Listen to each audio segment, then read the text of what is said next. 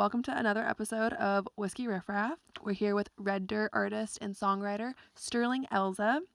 And I met you a couple years ago at a festival. Yeah, in Idaho. Yes, in Yep. Idaho. And I remember like you were with your friend and I was working the Whiskey Riff tent and your friend came by and was like, "Oh yeah, he's an artist." And I was like, "Oh, cool." And then I just kept seeing your name pop up after that. So it's been Yeah. a wild couple years for you. No, I met so many people at that festival that I still talk to like weekly. Really? Yeah, I had so much fun up there. And I haven't been back since, but I need to get back up there. And we were just talking about that you're from Texas. So, you're probably spending a lot of time in Nashville and probably all over the country Yeah. a lot right now. Yeah. How do you think being from Texas really influences you and your career and your spot in the industry? It's different for sure because you come here and you get into a room to write with people and they're a little more weary about what kind of song is going to get written that day or whatever. But no, and Texas, hates on Nashville a lot, and I don't personally. I've met so many people up here and written so many songs up here, and there's just so much good that can come out of this town if you get with the right group. Now, granted, there's going to be people, that'll write a pop country song, but it's still fun. I enjoy being up here. There's a lot of stuff to do, and we know that you started music at a very young age. Yeah. From what I understand, 5 years old, right? Yeah. So do you have what's the earliest memory that you have associated with getting into music?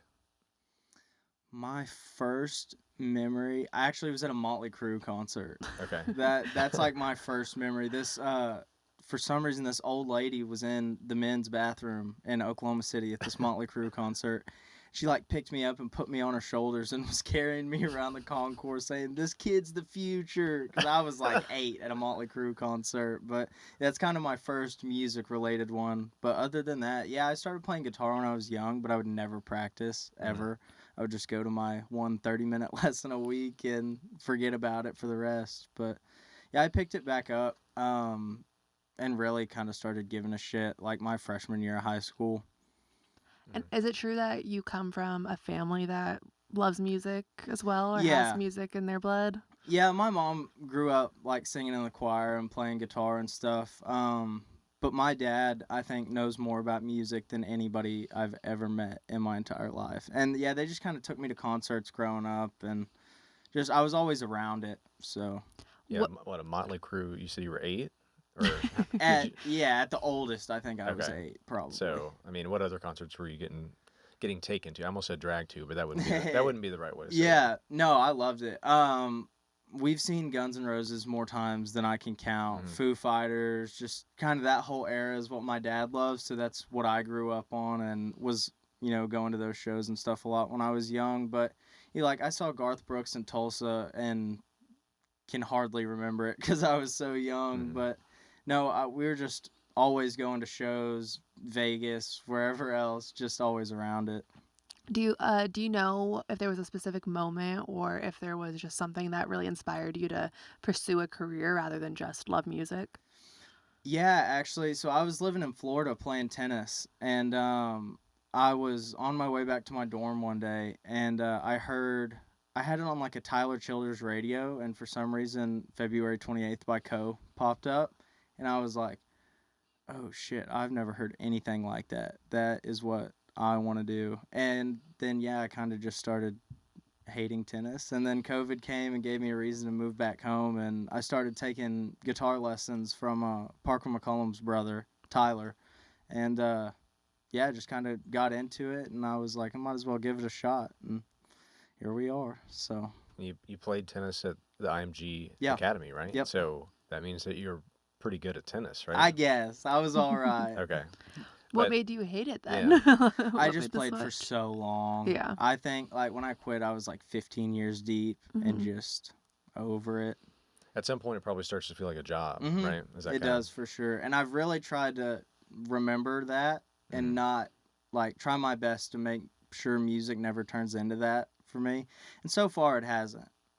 We're having so much more fun than you could ever have on a tennis court. So, any besides that life lesson that you're taking away from it, any connection with playing competitive tennis versus now you're competitive in the music industry, right? So Right. do you have any like learning lessons as far as like, well, I'm glad that I play tennis because now I'm Yeah, better like, equipped to handle this. yeah, one thing about tennis is it's just you, Mm. just by yourself. So, doing music, you're by yourself, driving or, up on stage playing, whether you're with your band or by yourself. So, yeah, I'm sure there's some sort of connection there that's helped me out a lot. I haven't, put it together yet, but And this is your first album that you just put out, Simpler Days. yeah, What was it like recording your first album? it was cool. And we did it pretty untraditional. We just did it in my guitar player's like spare bedroom at his Oh, house. cool. And we came up here, and Memories, I think, was the only song on the record that we did like in a studio. And we did that with a guy named Jordan Terrell here. But yeah, it was awesome. I just felt like we got to do exactly what we wanted to do, and the song sounded exactly how we wanted them to. We didn't, have anybody crossing us on that. Hmm. So I don't know. I'm glad people like it because we were just kind of messing around, and And how old are you? I'm 20. 20? Yeah. Okay. So who do you have in like your close circle that you go to for career advice? So I think kind of my best advice guy right Hmm. now is Zach Foster. He used to play for Pecos and the Rooftops, and Hmm. he's in my camp now. But he's just been on the road for so long. He's played the arenas and he's played the small bars, so he's seen everything. Hmm. So he's always got something to say, and he's helped me out a lot. But all the guys in the band, have been on the road for years and a lot longer than I have. So Hmm. we all kind of come together and figure things out. Yeah, I feel like it's easy to like just want to say like your parents, but it's probably a completely new world to them too. So it's like you need someone who's in the industry who actually It is understands for it a little sure. different. They can give me a little advice, but more than anything, they just think it's cool. Yeah. And with Simpler Days, there's a song on there with Treaty Oak Revival called Throwaway. Yeah. How did that come to be? Is that something where you approached them to Yeah. ask them to be featured? Yeah, so the week that I recorded the acoustic version of Throwaway, which was the first song I put out, was when I figured out who Treaty Oak was. So I don't even remember when it was, but like probably a year and a half later, we were just kind of messing around, and I had met the Treaty Oak guys like a month or two before that in actually in New Braunfels where I live now. And I texted Sam one day, and I don't even remember how I got his number, but I did somehow. And I texted him and I was like, "Hey man, would love to get you on this song. Let me know what you think. Like, we're obviously gonna redo the whole thing." And he said yes, like immediately, and I was like, "Holy shit! Well, all right, here we go." And yeah, I did a first version of it, and we had some issues on the production side, and I ended up having to redo it, but everybody was so busy I couldn't get Sam back into the studio, so I had to take his original vocal and throw it onto the second song, and luckily it worked. But Mm-hmm. yeah, no, he wouldn't even let me give him gas money for it. It's such a good dude. I love that guy. Well, and that must be cool. That probably gives you the sense of you're doing something right if you ask Treaty Oak Revival to be on a song, and they're like, yeah, no problem at all. We can do that, right? Yeah. Like that gives you like, okay, I must be doing Yeah. something. So No, it definitely gave me a lot of confidence, and I definitely think that song helped us skip a lot of steps too. It kind of not put us front and center, but it put us front and center and gave us a chance to, really get our feet under us. And Yeah, I think the timing of it was perfect because they were blowing up last year. right. Or yeah, I guess it was last year Yeah. / the beginning of this year. And yeah, everyone wanted new music, and it just came at the Yeah. perfect time. Yeah, that, and it's weird. That song had its big moment Mhm. like 3 months ago. Okay. And I think one of my buddies posted a TikTok and it got like 600,000 views, and people just kind of ran with it there. Hmm. And but yeah, it was funny. Its big moment was like a year and a half after we dropped it. So It's weird how social media works now. oh yeah. And you, Treaty Oak, you mentioned even Parker. Parker's a little, I want to say is a little different, but how would you classify your genre of music? You guys are all kind of similar. I in that don't even sense. know. People ask me that all the Mhm. time, and it's just the easiest thing to say is country rock. Mhm. But really, the only thing that keeps us any sort of country or Texas is that I wear boots and jeans and play an acoustic guitar. But no, I mean, a lot of my songwriting influence comes from, like the old Texas guys, Josh Abbott, Randy Rogers, that era of guys. Mhm. And no, I really don't know how to answer that question. I never do. Well, we know that your album peaked on the rock charts, Right. and you're talking Motley Crue and these Yeah. other rock giants, right? So you probably don't mind that you can be classified as rock, but you can also be Yeah. fit underneath the category of country too. Exactly. Yeah. And I think one of the main reasons we've even kept ourselves in the country conversation at all is so we can play the Texas bars. They're not booking rock groups, but they'll book a red dirt guy. So whatever they need to call us to let us play and be a part of it, we're fine with that. And you're talking about, a TikTok getting 600,000 views. Like when you look at your streaming numbers, obviously those are phenomenal.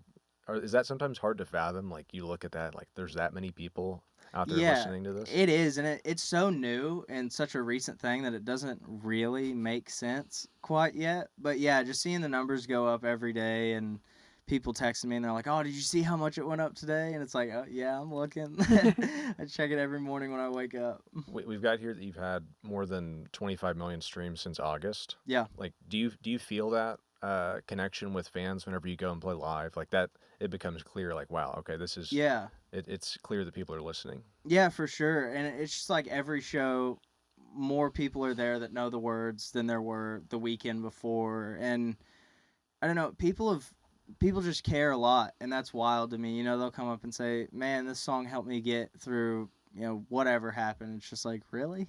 I just wrote that in my parents' basement. But no, I love that. That's the coolest part about it for me. So. And next week, your song has been getting a lot of traction, specifically on TikTok. Yeah. So obviously you're a younger artist, and more young artists are using and utilizing TikTok to kind of grow their brand. What is it like for you to see a song kind of get traction on a social media site, right? Yeah, it's cool, and it's cool to see what people come up with and post videos about. But yeah, like I think my biggest thing about TikTok this whole time is I've never wanted to be seen as like a TikTok artist, because I just feel like there's so much, I guess, hate that surrounds that. But no, I feel like we've tried our best staying away from that, just being on the road and playing shows every weekend. But no, it's cool. I love seeing all the videos, and it's funny because people think I don't look at them. I do. I'll just get on my phone and scroll through them for hours. I feel like luckily the landscape has kind of changed where it's like in 2020, and if you were posting music on TikTok, you're a Right. TikTok artist, and now everyone's doing it because you have to now. Yeah, You have to stay exactly. relevant. You have to gain traction, but it's like not this. Like there are no more like TikTok only artists. Yeah, and everybody that's doing it now is on the road playing shows. Mm-hmm. So And so playing a lot of shows in Texas, is there a certain venue that you love playing all the time? the Blue Light. Blue Light. The Blue Light in Lubbock, Texas. That is my favorite venue in the world. We just had William Clark Green on, Yeah. and I think he called himself a blue light rat. Like him and his friends, they were like blue Yeah. light rats. That is my favorite venue. And they just redid it, made the stage a whole bunch bigger, and added a green room in the back. Mhm. So it's even better now than it was. But no, I remember I've never been so nervous to play anywhere in my life than I was the first time I played the Blue Light. Mhm. I opened for Palmer Anthony.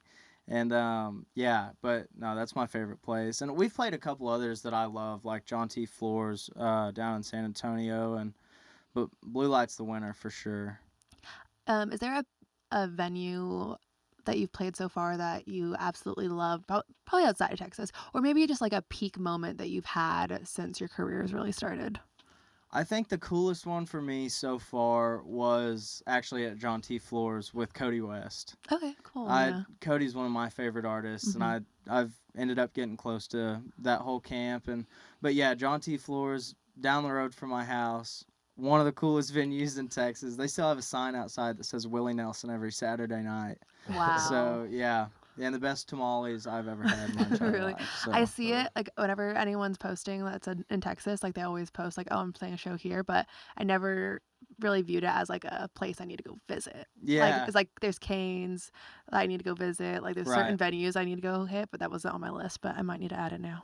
Yeah, no, that one's cool. They have indoor and outdoor. Okay. So Yeah, it's super cool. Low ceilings inside. They have boots hanging from the ceiling, so Okay. it's cool. Huh. And this might be somewhat of a simple question, but what would you say maybe drives you as an artist? Obviously, you want to have success, but whenever you pick up a guitar or whenever you get up on stage, like what's that motivating factor for you that keeps you going? Yeah. I mean, I love writing songs with my buddies, and I love that, music is something you can do and hang out with all of your friends all the time and also get stuff done. But there's not a more fun thing in the world than playing shows to me. Yeah, I love that so much. A lot of guys, you'll see them up on stage and they're not smiling, and we're smiling and messing with each other and just having a good time. But no, I think the shows are really what pushes me to keep doing everything. Mm. It's just so much fun. And I want to give you a chance to talk about hunting a little bit. Yeah, We were talking to Aaron out there, and he was saying that you're really into hunting. yeah. Is there a certain kind or a certain area you like to go visit? I love hunting at my ranch in Oklahoma. Oklahoma. Yeah. I've been going out there my whole life, and it's been in our family for like the last 100 years or something. And no, I love going out there. If I ever get overwhelmed or start freaking out or whatever, I'll just run up there and disappear for a couple days and hang out with my parents and take a couple buddies or something. But yeah, that's kind of my home base. That's where I like to hunt. But I've hunted all over, and Do you have any crazy stories you can share? let me think. I feel like I definitely should. Yeah. Let's come back to that one. I'll keep thinking while I'm sitting here. Okay, well, my last real question is that this is possible that this is, someone's first introduction to you. They might have not even heard one of your songs before. So, what song would you send them to, and like what's something that they should know about you if this is like their very first introduction to you? Okay. Well, my favorite song on the album is Next Week, Okay. which I think is everybody else's favorite too. Yeah. But yeah, and that song's funny. I think I wrote it like 4 weeks before the album had to be turned in, so it was right at the buzzer. I feel like that happens a lot more often. Those are than always the not. best Yeah. ones. Those are always the best ones. Because I wasn't even planning for it to be on this album. I was gonna save it either for the deluxe or the next album, and I just ended up throwing it right on at the end. The label was like, "You have to put that song out," and I was like, "You're not gonna have to fight me on it." But one thing people should know about me. I don't know. I feel like I'm not that interesting. That's not true. All right. Well, then for now, we'll switch into some rapid fire questions. All right. So, who is your favorite artist? Tough. I'll go Nirvana. Okay. Oh wow, okay. I didn't expect it. Well, I guess Yeah. I should have Fitting. expected that one. Yeah, So fitting. that's on me. What is your favorite food? Steak. Any sides? I know sides can be important with Big mac steak. and cheese guy. What Big about mac and a cheese place guy. that you order your steak from? Like, are you a Texas Roadhouse guy? Are you I You cook do it love yourself. Texas Roadhouse, but Outback is my Outback. go-to, and Outback gets hated on. I like But Outback. great steak, great mac and cheese, and anything you could ever want. In the same way that you stand up for Outback, I stand up for Chili's. So Hey, I love Chili's Chili's. too. Chili's is great. I love Chili's. We eat that so much on Yeah. the road. It's kind of bad. Do you prefer studio recordings or live performances? Live. Live? Mm-hmm. Is it for what reason? I just think kind of, whenever you're in the studio, I feel like the emotion can kind of get lost and stuff. Mhm. But, you're standing there looking at however many people. I just feel like the energy's there, and I'm a big live guy. What's your daily driver? The vehicle that gets you around town? I have a Ford Raptor. Ford Raptor. Yep. Okay. Yep. It always has the check engine light on. What are you driving when you're on the road? Like on the like in touring? So I traded my Raptor in for a Sprinter van, and I dailied that for like 8 months, and I got so sick of it. So now I have my Raptor and my Sprinter. Okay. So I have both, but yeah, Sprinter on the road. What is your favorite sad country song? Oh, I Three know. Wooden Crosses. Oh, okay. I feel like we don't get that answer nearly as often, great but that's a one. great one. Yeah. I love Randy Travis. That's my goat. I love George Strait, but Randy Randy Travis. Travis is Your hard to goat. beat for me. Oh, yeah. What's your go-to karaoke song? Something to Talk About by Co Wetzel. Mm. I've sang that an embarrassing amount of times. Have you opened up for Co? I yet? haven't. Okay. I haven't. Probably. Soon though. Yeah. I'm not allowed A to say goal. anything yet, but we've got a fun one coming up. Okay. What are you doing when you're not playing music or writing music? Usually I'm just trying to sleep off all the driving I've done that week. So I spend a lot of time just hanging out on the couch watching movies. But yeah, we drive so much, and that'll take it right out of you. So Whenever you're driving, podcast, music, what do you usually listen both. to? If A little I'm bit by of myself, I'll go podcast because I feel Right. like I'm on a group call. both. Yeah. But no, I hate making the guys listen to podcasts. So Well, that's the only bad part. Throw on a road trip podcast and you're like, everybody shut up, don't say anything because right, we're listening exactly. to this podcast. And the van so. is constantly so loud. Though the Whiskey Riff Raff podcast is a great podcast. to That's throw right. on. If you need a road trip podcast, this is the one. Exactly. Last one, sad country songs and blank make me happy. Dogs. Mm. I feel like that's like the only acceptable answer besides like beer maybe, but dogs make me way happier. So Alcohol is the Yeah. common answer, but dogs Yeah. is a great one. Just to circle back, any crazy hunting stories or anything else that people should know about you? I'm trying to think. To buy you I some think- time yeah. if you need it. Yeah.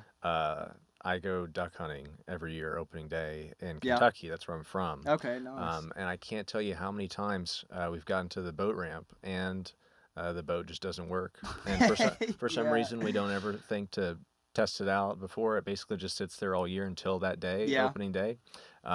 So yeah, I can't tell you how many times we've drifted off into the water at 4 o'clock in the morning and It just has stuck. to drift. Yeah, we've had to call people. We've had to Yeah. wave people down. People think we're just waving at them. Y'all so. need to get some paddles or something. Yeah, a paddle, I think is on board. Yeah. But I think my wildest hunting related story is I was in South Africa, and we were on our way back to the airport, and we were so late already because I'm always late everywhere I have to go.